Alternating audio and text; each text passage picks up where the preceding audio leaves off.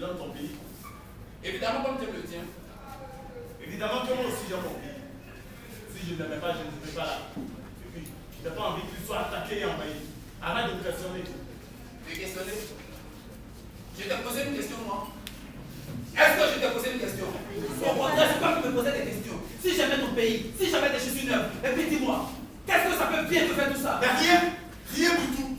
Seulement que toi, tu me parles, je suis obligé de te répondre. Ah, t'es obligé de me répondre, hein? Pourquoi est-ce que t'es obligé de me répondre? C'est ça? Hein? Pas d'ordre. Seulement que je suis quelqu'un de bien élevé, ça. Monsieur est quelqu'un de bien élevé. Et c'est parce que tu es bien élevé que tu es dans l'armée. Pourquoi tu n'es pas quelque chose d'autre à la place? Infirmier, pharmacien. Pharmacien? Tu trouves qu'ils sont bien élevés, peut-être? Je sais pas. Mais chaque fois que je vais à la pharmacie, il me dit ceci. Eh bonjour monsieur, qu'est-ce qu'on peut faire pour vous? Oh, vous avez des céphalées. Oh, ne vous inquiétez pas, on vous donnera quelque chose tout de suite. Et la paysan, ils te disent bonjour aussi quand je le vois. Pas toujours. Des fois, il marche tête baissée. L'air ennuyé qu'il parle à tout bas, à je ne sais qui ou à je ne sais quoi. C'est parce qu'ils ont des problèmes à la ferme. Une vache malade, le renard qui attaque les poules, la vie qui n'arrive pas. Et ça, tu ne peux pas comprendre, quoi. Pas paysan. Et qu'est-ce que t'en sais que je suis monsieur, je sais tout? Parce que ça se voit à ta façon de marcher. Comment est-ce que je marche?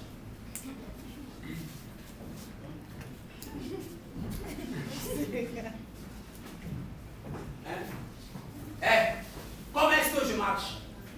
Ça se voit que toi, tu viens de la ville, toi. Et puis après, c'est défendu de la ville. D'abord, moi, je connais la campagne. Mais toi, c'est parce que tu connais la ville. C'est parce que je n'ai rien à y faire. C'est sale, pollué, plein de larmes et de sang. Écoutez-moi celui-là. Tu ne connais pas et tu critiques. Eh, fais gaffe, hein. Si tu continues comme ça, je vais finir. Oh, arrête tes conneries, là. Laisse-moi tranquille.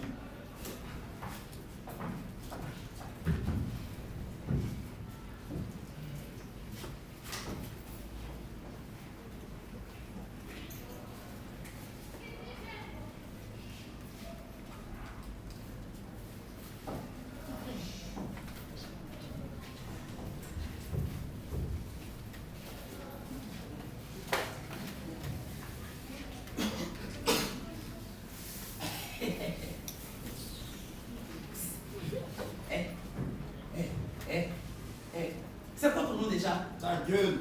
Tu n'as pas remarqué que si nous étions du même côté, nous ne serions plus des ennemis. Tu n'as pas remarqué qu'on parle la même langue?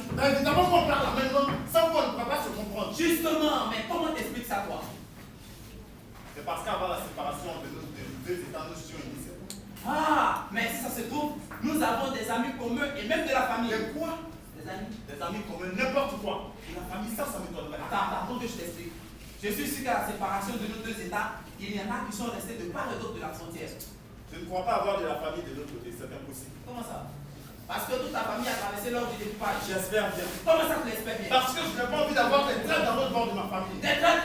Mais choisir son pays, ce n'est pas entrahir notre descendance. Ici, chacun doit être conscient qu'il n'a jamais vécu ailleurs que dans cette douce et belle patrie. Et tu parles d'une douce et belle patrie. Moi, j'appelle ça de la dictature. Fais attention à ce que tu dis. N'insulte pas mes dirigeants. Je n'insulte personne, je constate. Et puis quoi? Je ne suis pas libre de dire ce que je pense. Mais tu n'as pas le droit d'insulter des gens que tu ne connais pas.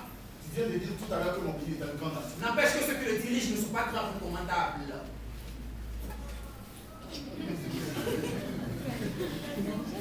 Et tes dirigeants à toi? Et tes dirigeants à toi? Ils ne sont recommandables? Ce sont des sodomites et des fornicateurs, des fumeurs d'opium. Et tu sens drôlement au courant des travers de notre société, hein? Dis donc, t'as vu ça où? Dans tes journaux de propagande? À la télévision de ton président, ami? Réponds-moi! Rien à foutre de ce que j'ai lu ou vu. Je le sais, c'est tout. Et puis d'ailleurs, tout le monde le sait. Ah bah oui. Mais tu sais quoi? Je ne te dirai pas la même chose. Parce que chez moi, il existe quelque chose que tu ne connais pas et que tu n'es pas prêt de connaître. Ça s'appelle la démocratie.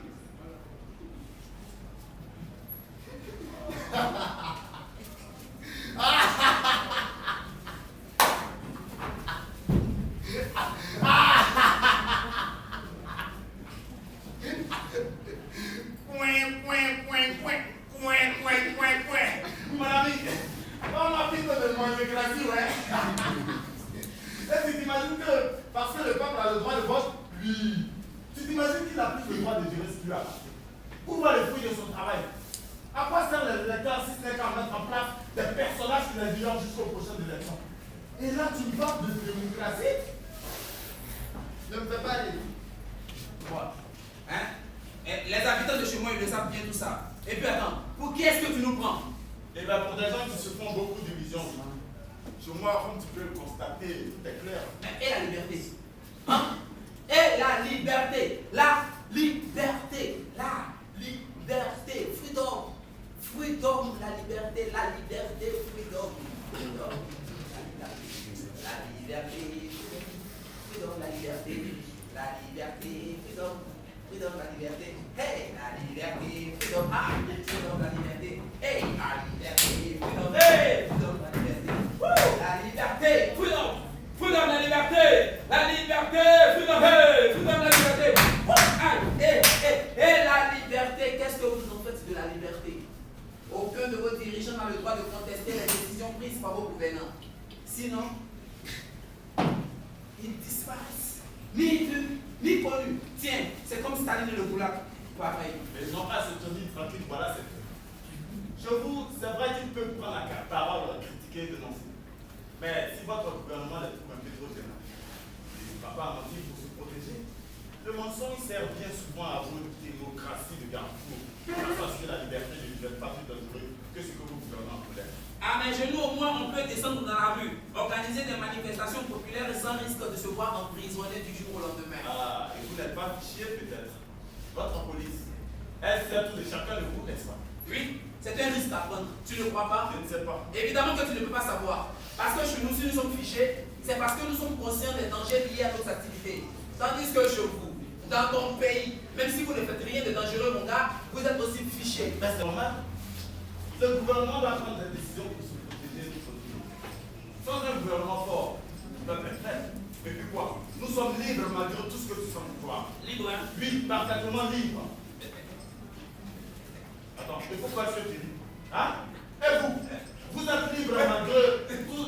Comment est-ce que vous êtes libre malgré tout ce que tu sembles croire? Hein? Ah, oui, oui. Nous sommes libres. Nous sommes libres d'agir ou de ne pas agir. Mais au moins, nous avons le choix. Tandis que. Je vous sais Ah, pas. mais chez nous aussi, les choix existent. Certains osent dire des choses qui mettent en cause des décisions gouvernementales que les gens ne font pas. C'est de la liberté, ça, non? Et puis après. Après quoi? Quand ceux qui osent prendre la parole pour critiquer ce que les autres ne pensent pas, qu'est-ce qui leur arrive? On les emprisonne et on les tue. Les tuer? Ma parole, t'es fou. Nos dirigeants ne sont pas des assassins. Mon ami, pourtant, d'après certaines sources officielles, tout ceci ne sont que des propos malfaisants pour déstabiliser le pays, rien de plus. Les autres puissances occidentales aimeraient bien s'emparer des biens culturels. Le gaz, le pétrole, les mines de cuivre, ça crée des convoitises, tu ne trouves pas? Mais ce n'est pas une raison pour tuer les opposants par le régime en place. Oh, je te répète que nos dirigeants ne sont pas des assassins. Tu crois que le peuple laisserait faire? Un pays n'a pas le droit d'assassiner ses habitants, je te signale. Tu serais monstrueux. Hé, c'est déjà vu ça? Staline, Moscou, Pinochet, Batista, Hitler. Mais là, tu parles de barbares, pas d'êtres humains. Pinochet, qui l'a mis en place? Et Batista à Cuba, qui souhaitait ardemment qu'il revienne au pouvoir? Ah, tu vois bien de quoi tu parles. Oui, c'est vrai. Je pense qu'aucun dictateur n'est un être humain normal. Comment tolérer ce genre de personnes? Je n'arrive pas à comprendre certains peuples. Tu m'excuseras. Assez! Assez! Assez! Assez! Je ne veux plus t'entendre!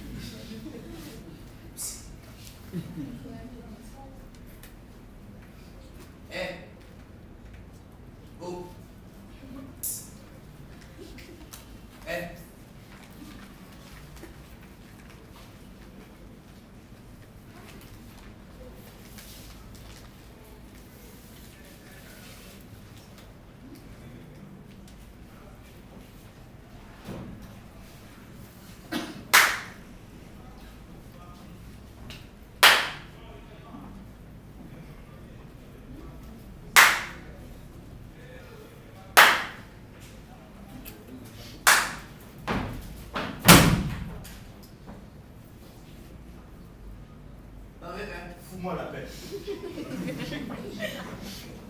Eh, à la fraise, hein? Merde. Eh, ça va? Pas la peine de se prendre la tête pour des choses qui nous dépassent de toute façon.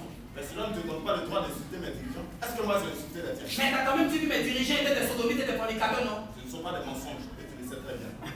Bon, ça suffit. T'en veux un ou pas?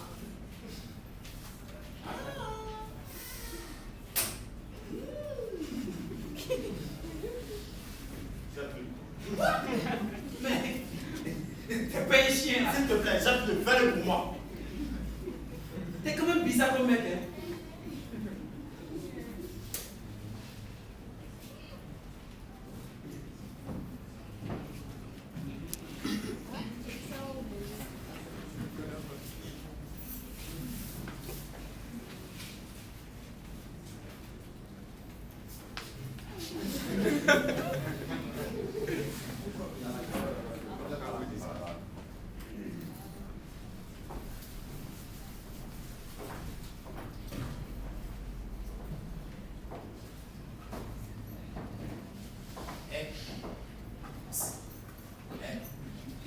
C'est quand même bizarre qu'on soit là tous les deux à se surveiller mutuellement. Tu ne trouves pas? Bah moi je ne te surveille pas particulièrement. Je surveille juste mon côté patron de ce jamais. Ah ouais, c'est vrai. Moi aussi je surveille ton côté. On ne sait jamais.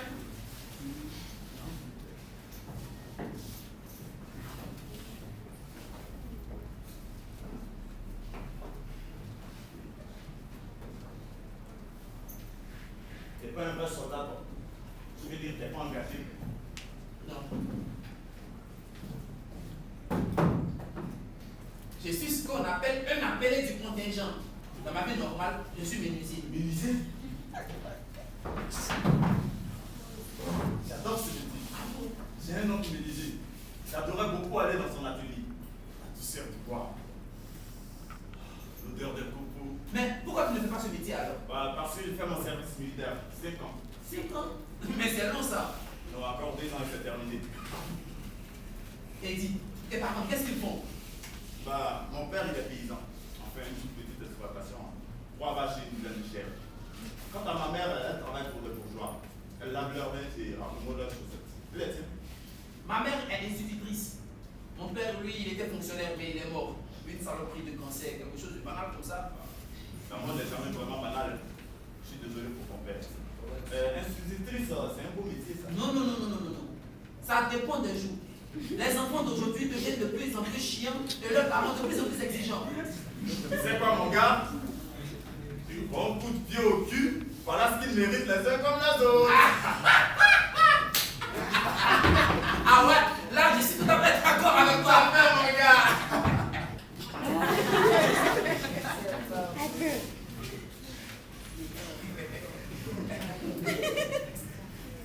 Et après l'armée, que comptes-tu faire? Paysan? Non, pas vraiment. La femme de mon père est trop petite et il commence à se faire vieux. J'aimerais bien la revendre et profiter du peu de temps. Personne n'en veut vraiment. À part des propriétaires de riches, même si la pas parlé pour pas qu'on. Bon, continuer mes études, ça je n'y crois pas. Je vais essayer de travailler au sein de l'administration forestière. Ah, tu vois, on sera tous les deux dans les bois alors. Tout à fait, mon Allez! gars. Tu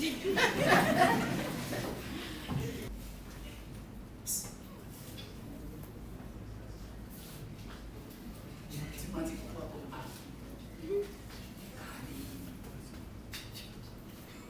Non, pas de l'art. Plus que de l'art. La cuisine? Depuis tout petit, je rêve de devenir artiste danseur. Quoi? Danseur? Danseur?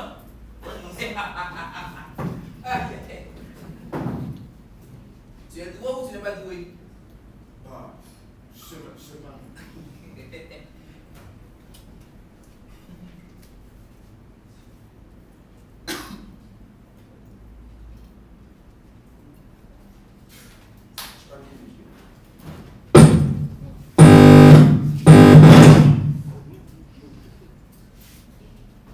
Merci. Attends, attends, attends, attends, attends, attends.